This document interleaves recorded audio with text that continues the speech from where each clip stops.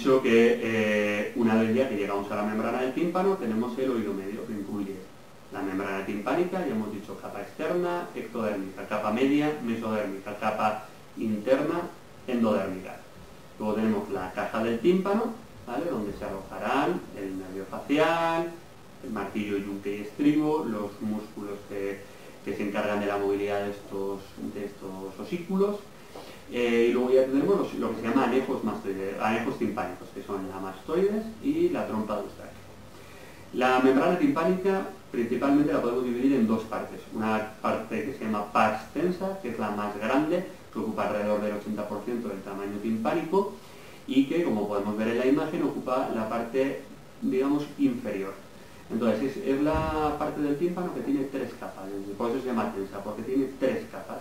Sin embargo, la pars flácida se llama flácida porque se puede invaginar ante una situación de presión negativa. Poco a poco el tímpano se va chupando hacia adentro y donde empieza a chuparse es en la pars flácida. ¿Por qué? Porque solo tiene dos capas, la capa ectodérmica y la capa endodérmica. Siempre que hablemos de pars flácida, tenemos que empezar a recordar el colesteatoma. Se invagina esa pars flácida y se empiezan a meter células del conducto, que es ectodérmico, a la caja del tímpano, que es endodérmica. Ese es el principio del tipo de colesteatoma más habitual, que es el colesteatoma adquirido primario.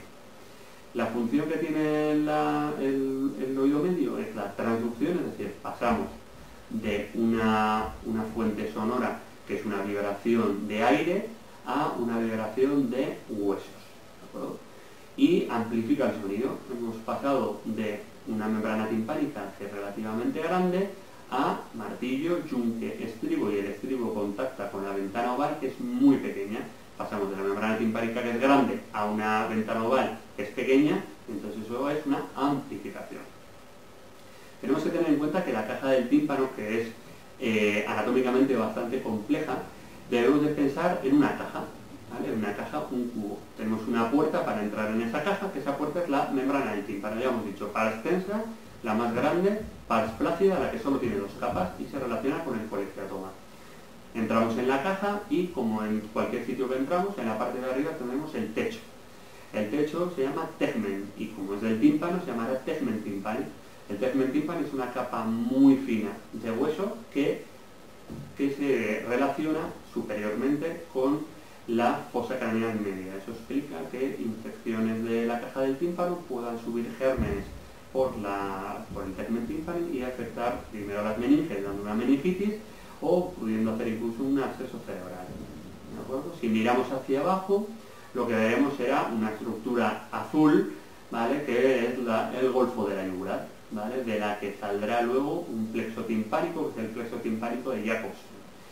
Si miramos hacia atrás, ¿de acuerdo?, hacia la parte posterior del oído, tenemos la mastoides, que es un hueso que está muy aireado por dentro, ¿de acuerdo? Entonces, eso explica que infecciones del oído puedan pasar hacia la mastoides e infectarla, dando lugar a una mastoiditis, típicamente en niños.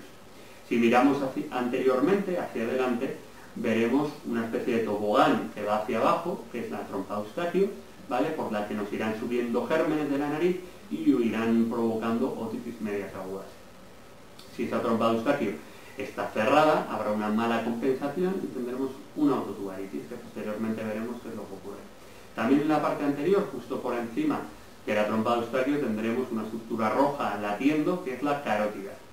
Bueno, entonces podéis imaginar que infecciones que afecten a la caja del tímpano se nos pueden ir por la base del cráneo y ser verdaderamente importantes.